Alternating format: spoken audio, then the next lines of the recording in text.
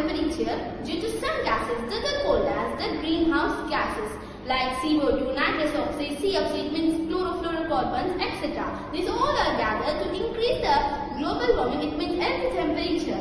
How it occurs? Do you know how the global warming occurs? It occurs due to the gases released from factories, industries, homes and in the process of deforestation and from the vehicles. These all are gathered and increase the earth temperature adversely. It also affects our life very adversely. How it affects? Do you know anybody how it affects? Yes, it affects very adversely and it makes danger to our life. It also leads to death. It also leads to melting of glaciers, Himalayas, mountains.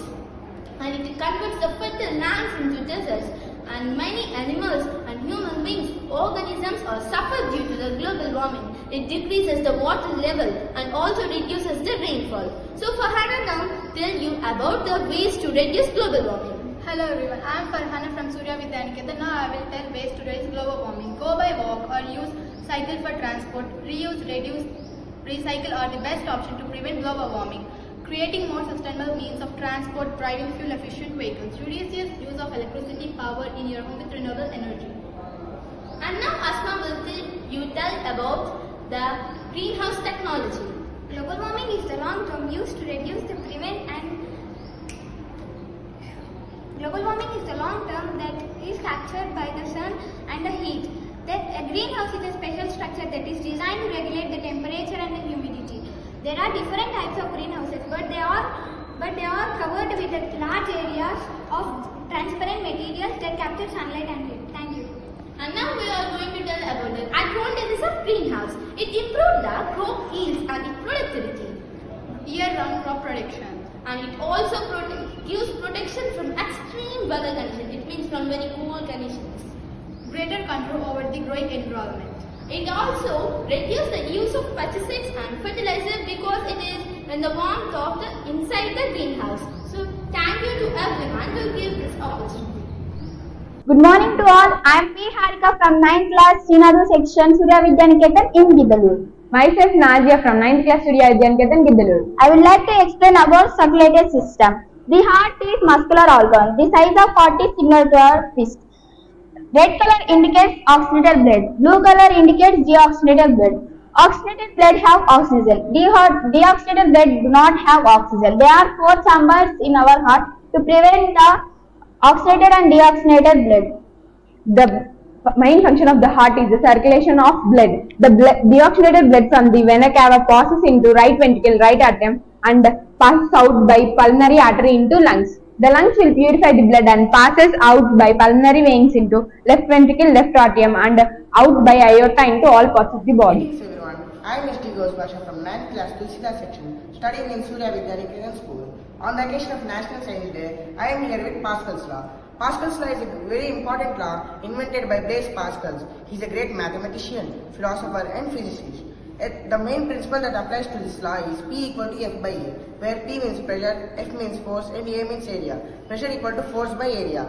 So let us use this as practical example. Let us take this stone. By making up such setup, if we press force in this syringe, the force gets transferred to other syringe and the force decreases up to 10 times. This might not seem to be useful, but it's actually useful for bigger objects. Like if we ever go to car washing centers, they lift up cars. During that processes, the cars get 10 times less heavier. So it is really impactful law. Thank you.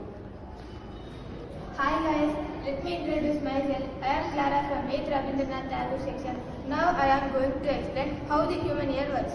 When the sound waves passes, they are captured by the pinna. It travels through the ear canal. They strike on the eardrum, then the eardrum vibrates. It transmits the vibration to the malleus. The malleus transmits the vibration to the incus and stirrup. Stirrup transmits the vibration to the oval window of the cochlea. The fluid inside the cochlea is known as cochlear fluid. It is also vibrates because of the stirrup. The whole cochlea vibrates and transmits the vibration to the brain by the auditory nerve. When it reaches to the brain, the LED glows. It means the brain got the sound. This process happens in only few milliseconds. If you want some more fascinating facts about human ear, my friends will tell you. Many don't realize how much their ears do for them. The ability to hear helps a person to challenge the experiences that life has to offer. There is no doubt if we say that the ability to hear is both blessing and fascinating. Having the capacity to hear helps the person to communicate, experience, learn and enjoy. Thank you. Sound waves passes as low as 20 Hz and high as 20,000 Hz from human ear. And second one, the ear wax protects the ear from dust and dirt. Third one, the malleus, incus, stirrup are the smallest bones in the human ear. The circumference of human ear is very less than the pencil and eraser. The stirrup is the smallest bone in the human ear. Thank you. Hi everyone, I am K. Ramcharan from 9th class Tulsida section, Surya Vidyanikethan, Giddalur. On this occasion of Science Day, my project is Lifesaver stick.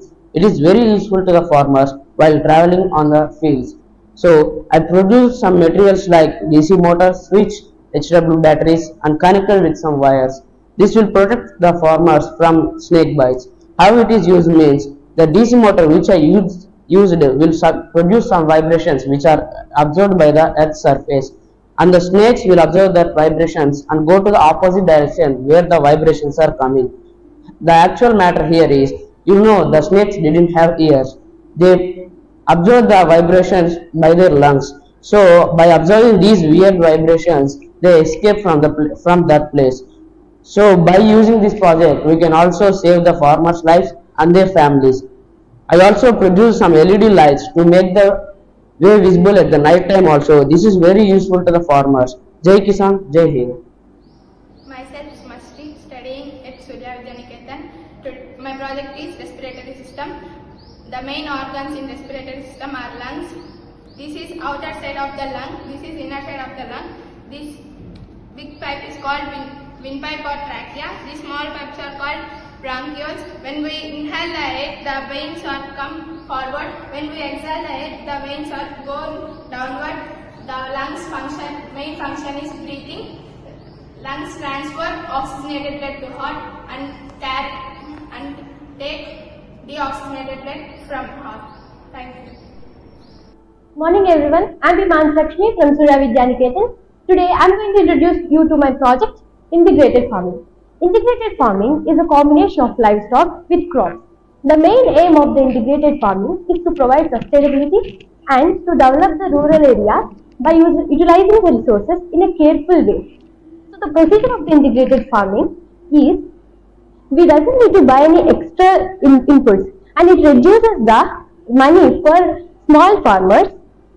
Like we're not able to buy the manure from outside as it have any all chemical fertilizers.